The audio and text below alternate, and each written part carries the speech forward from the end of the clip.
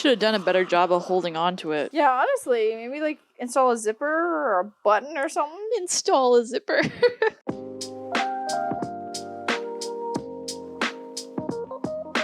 Hello, hi, Hello, hi. welcome back to another episode of Pineapple and Lemon. Woo! Woo woo. I'm in the singing mood today, guys. I don't know why, because it's not even a musical episode, but you know, one of these days is coming. It's not, because copyright. Because copyright. Just kidding. Christina, what are we having on the docket today? Yo, we're back. Part 2 of I was going to say the Lord of the Rings. Just kidding. Haha. It's the Hobbit. Part 2, the first one of the Hobbit trilogy. Yes. We've got 2 guests with us again for the second half of this film. Welcome back, Steven, with your dad jokes, and Kathryn with your Lord of the Rings merch. Yo, decked out in the corner there. Yep. So because these movies are so long, we're splitting them into 2 parts. If you want to see the first part, we already have it. Click on the video before. Go watch before you watch this. Otherwise, you'll be very confused. Is there really much we have to say? No, there's not much we have to say. I mean, aside the fact that we did choose to turn this into a drinking game. Right? So if you are drinking apple juice or water along with us, we are taking a drink when anyone says Hobbit, Erebor, the name of a dwarf, or says dwarf or dwarves. Alrighty, I think if you want to hear more about the actual movie that we talked about before, that's in the first part. So now we're just going to roll right into part 2. Part 2. Pressing the play button. Go for it. I love that they brought the Rivendell theme back. He's standing there with his hands behind his head like that's a casual way to stand. You know what would be funny if he just stood there, like, I'm Caleb! Well, again, bringing this part back to the books, it's actually like that they try to encapsulate it in one moment, but like Bilbo's like they stay there for a while in the books, and Bilbo's desire to just stay definitely there for is almost super about strong. a week or so, and like mingling in with the elves. in the movie, because they've got to speed everything up, that they try to catch that all in that one moment of him taking that deep breath. The actor that plays Lindir literally got that script the morning of, that he had to learn all those lines in Elvish. They took like 40 takes because they just struggled. I'm like, bro, I don't blame you, because he literally got off a plane that morning and was like, here's your new script. He's like, the fuck? How does that Couldn't happen? get this before the plane ride? Yeah, exactly. He got it the morning of because they were making changes to it last possible second. But in the theatrical version, that scene's not even in the movie. It's only in the extended edition. It is not up to you or me to redraw the map of Middle-earth. I love how they're talking in what they think is nice and quiet, but it's loud enough that anybody in the vicinity could hear because of the acoustics. Dwarves! Or because it's a movie. No. No, that couldn't possibly it. Thorin! Of the 7 dwarf rings, 4 were consumed by dragons. Dwarf! Why do they get so many rings? Well, what Didn't kind the of elves get the most? dwarf? 3 for the elves, 7 for the dwarves, 9 for the men. Why do they get so many rings? I feel like the men are the worst people to have them. Yeah. What do the other rings do? So many different things. Like Gandalf has a ring. They're just like Galadriel different. has a ring. Gandalf has the elven ring that like controls fire, or like Elrond has a ring. protects fire or something like that. Well, that's the thing. The thing that bothers me the most is that they're talking about all these other rings, but they never actually give a lot of context to it. So for people who haven't read the Silmarillion, they're not going to know anything about these rings, because in Lord of the Rings, it primarily focuses on the one ring. Yes. Because it is the With Lord. a slight introduction to Galadriel's ring, and the quite literally almost the end of the first film, and then nothing is mentioned of the other rings. They meant, like, Aragorn in his, like, opening speech does discuss the other rings and, like, how the 9 went to the men and they fell into darkness. But they never go into, like, this ring does this ring does that, and who has the ring. Because they're not relevant to the story. I'm just saying it's called Lord of the Rings. Yeah, because It's Lord plural. has one ring. It's plural. And I don't know anything about all the other rings. In a tomb so dark. Can we talk about how like Galadriel's supposed to be like ridiculously strong, but I feel like the movies heavily underplay her. They do underplay her. She's not in it a ton. And even when she is, like anytime she does anything like significant, it completely wipes her out. The rings were created by the elves originally. Yes. Yes. And then Sauron created his own ring, but he did it based off the processes that the elves used to create their rings. Look, all I'm hearing is people I are have really no into idea. jewelry. That's the whole crux of the storyline. They like them. Yeah, I don't know about them. I'm more of a necklace guy. No. Would have been completely different Lord of the Necklaces. Lord of the toe rings. Lord of the ankle bracelets. Lord of the Earrings.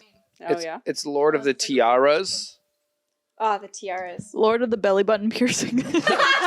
Lord of the Brooches. Why the halfling?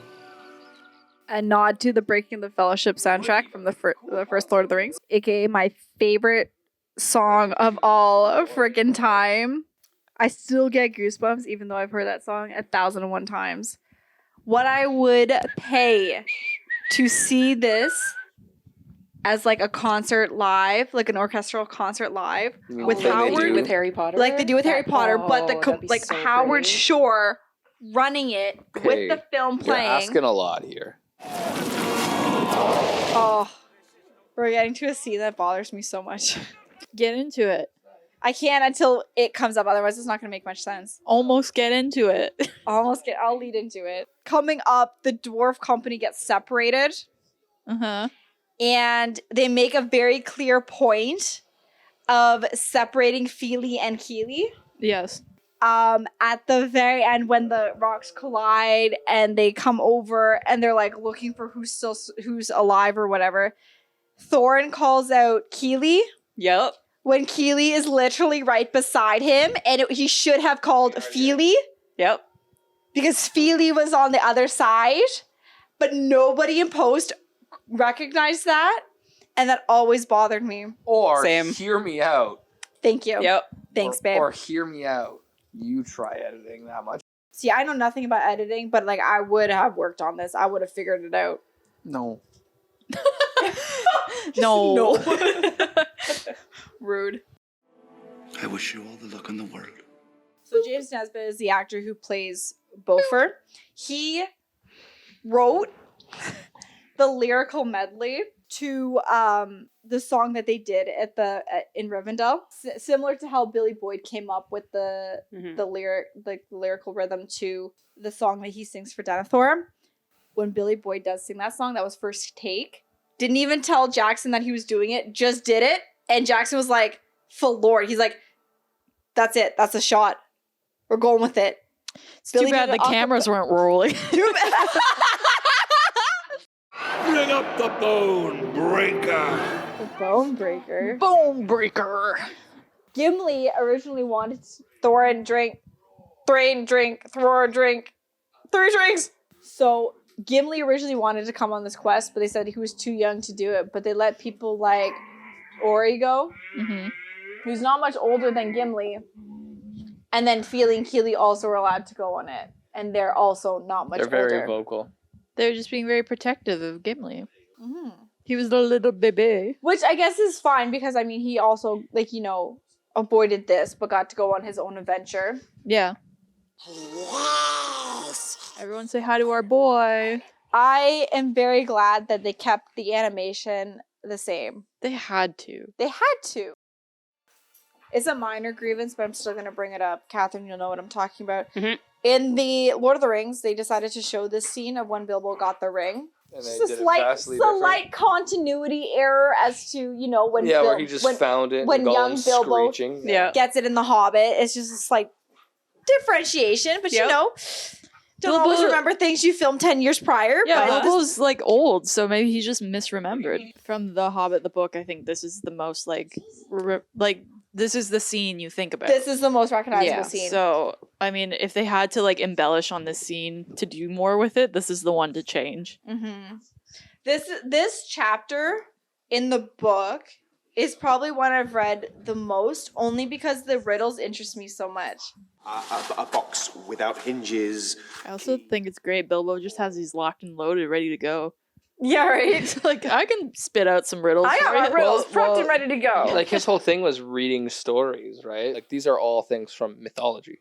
Yeah, but then you don't want to pick things that are too obvious that Gollum will know them either. I mean, in all fairness, if you saw Gollum, do you think he'd be the avid reader? Yeah, look at those big eyes. He can take in words, really. really should have done a better job of holding on to it. Yeah, honestly, maybe like install a zipper or a button or something. Install a zipper. I just don't understand how this bridge would hold up. Rope. It's like What do you mean? it just looks so sketch. Goblins are the epitome of architecture. Uh-oh. It seems to see a little bit more magic from Gandalf, I feel like, in The Hobbit than we do The Lord of the Rings. Maybe it's just really tiring. That's my point. Maybe. Maybe it's really hard to do magic, you know? He is literally the avatar of a god. Maybe he's tired. Yet we never see him yawn. There's that architecture at its finest. Look at that. Lands perfectly. See, that was planned. I don't know, this seems like a... Tell me that wasn't planned. That's not like going to a happen by coincidence. accident. No, it seems like totally what happened by accident. They're surfing. And we all know there's a precedent for surfing in Lord of the Rings. I guess it's closer to snowboarding. Kathryn, what does he have to roll? To defeat all those goblins? Yeah, but we're talking Gandalf. We can assume he's like level 28. Ballin'. What if it was Bilbo? Okay, whoa. we need a crit 20 with a really high modifier. Yeah. Everyone's favorite chase scene is happening. This is what I yes, come here the for. most famous chase scene ever. This is when I think of chase scenes. This is what I think of. This is my favorite part. Prime. Amazon Prime? Not yet. Not yet. Gotta wait a couple months. Well, I guess when this video comes out. I guess, yeah, when this We video gotta wait comes till out. they up our subscription fees by another $20. The wargs are going at them, guys. You can hear them. Yeah, it's definitely not the dogs. It's definitely the wargs. It is the wargs. Have you seen Nymeria when she's angry? Might as well be a warg. In case anyone forgot, Thorin is on my list of baby names. It could be a middle name. Would the kid be named Thor then? In like, No. No, Regular. Thorin.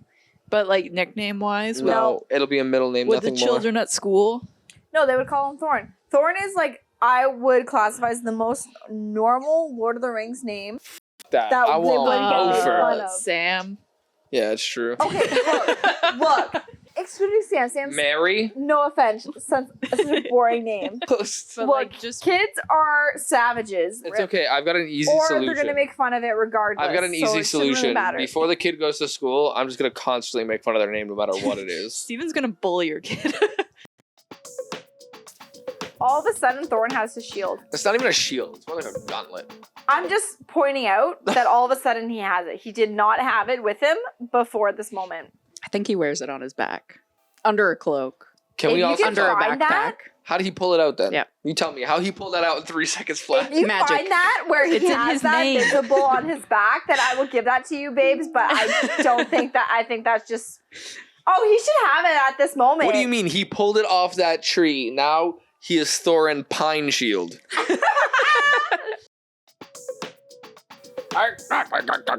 Pinecone. Is that his ring being used then? Well, Or is that magic? I think it was magic based on how he was using it. This is another thing in the books that is like actually such a long part.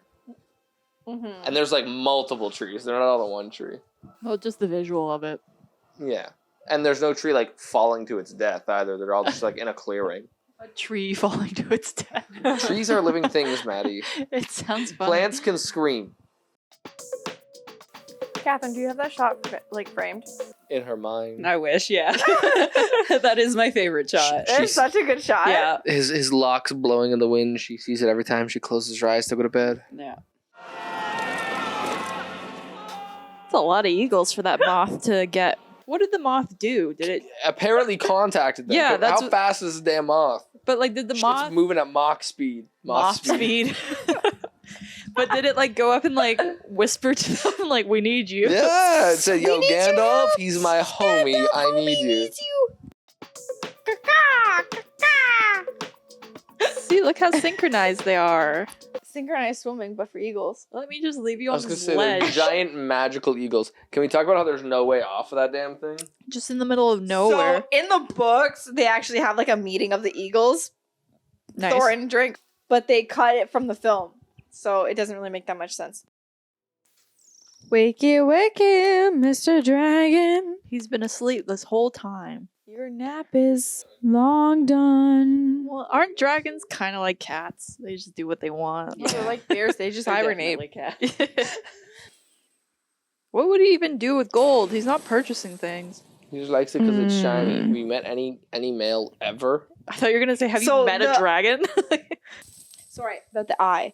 So there's a lot of, it's way overdone. Whereas like the last shot of the film is someone opening their eyes and they're awake, right? The importance of this little snippet was if you look at the eye itself, they specifically designed it to resemble the eye of Sauron. I thought you were gonna say it resembled the eye of Benedict.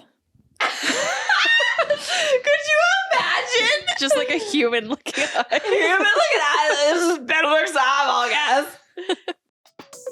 Guillermo did the screenplay. Help. So, okay, no, he actually did not. So he was signed on to do it. Yeah, he was supposed to do it originally, right? He was originally supposed to do it, but he dropped out, but they still had to credit him because he started to work on it. Guillermo's would have been wild. It would have been absolutely wild. So in terms of an unexpected journey, I said before, but like that Gollum scene is like the part that stands out the most to me from both this and the Hobbit book. So I feel like that hinged a lot of like what I thought going into these movies. That's like the part I always remember. So then afterwards, I'm like, what else do we have to do? I would say that was the most important film to see. And I think it was also the first scene that they ever filmed. That makes sense. That's a good way to Y'all start. can quote me if I'm incorrect because it's been a while since I've seen the special features. But I'm fairly certain that was the first scene that they decided to film was the Riddles in the Dark. And it was the first time that Martin Freeman and Andy Serkis were in a film together. And Martin Freeman walks onto the set. Andy Serkis is there in a gray mocap suit. Yep. And they're just supposed to go at it. So I think that definitely if you're looking at like from like a book sense, this is like one of the most important scenes because it's not only important for The Hobbit, it's very important for The Lord of the Rings. Yeah. So it's definitely setting up for that. And I think that they did a very good job of the scene. Kathryn, because you have seen all three. Yep. Do you have a favorite? Probably this one. You think that the first one's your favorite?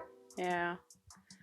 For me, the second one's my favorite. Yeah. I'm so stoked to get to the second one.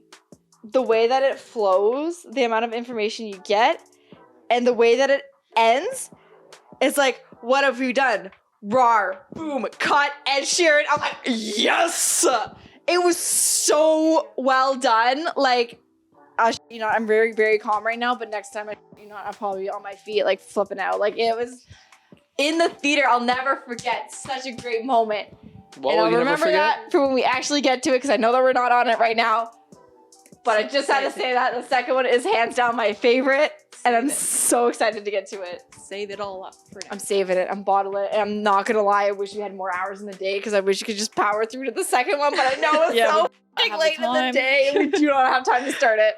Because if we started, I'd want to finish it, and no, we're not gonna do that because we don't want to be here till 4 a.m. Yeah, I mean, I don't really have as much of like, I don't watch these movies a ton, so I don't remember them as well. But I do think I also enjoyed this one the most out of the three. I haven't seen the third one, but in terms spoilers, of like, I'm gonna so love seeing the third one with you for the first time. Seeing Yeah, someone's raw reaction to what's happening. I won't watch it till we watch it. So, but in terms of like So much to say. this one, I feel it felt more in line with like what I thought the Hobbit book was. So I appreciated this one the most. This one's very much like book to film. Yeah. They definitely did go almost chapter for chapter. They obviously omitted a couple things, but for the most part, the scene that you're talking about, the riddles in the dark, those riddles were legitimately in the book. Like, they're not BSing that. Like, that 1000% came from the novel. If anything, they cut riddles out for time's sake. Because I think there's like 4 or 5, maybe 7 riddles that they go through in the novel. But like in the movie, they only go through 3 or 4, right? Yeah, because what this series is known for is being worried about how long their runtime is. Well, no, the book's not worried about that. The films are, because the films are going for like 3-4 hours. Like, they're really freaking long films.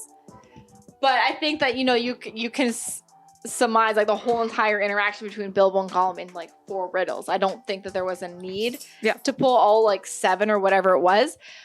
but the ones that they did select were in almost the correct order. And I in the think book. that shortening the amount of riddles only just kind of plays to the impatience that Gollum would be feeling. It just makes sense. Yeah, if you're sitting there for like 25 minutes, like, why hasn't he done anything at riddles this after point? riddles after And riddles. even then, like, I feel like I'm surprised he gets past more than 3, you know? Like, he's pretty f***ed up. I think of the ring as a drug, right?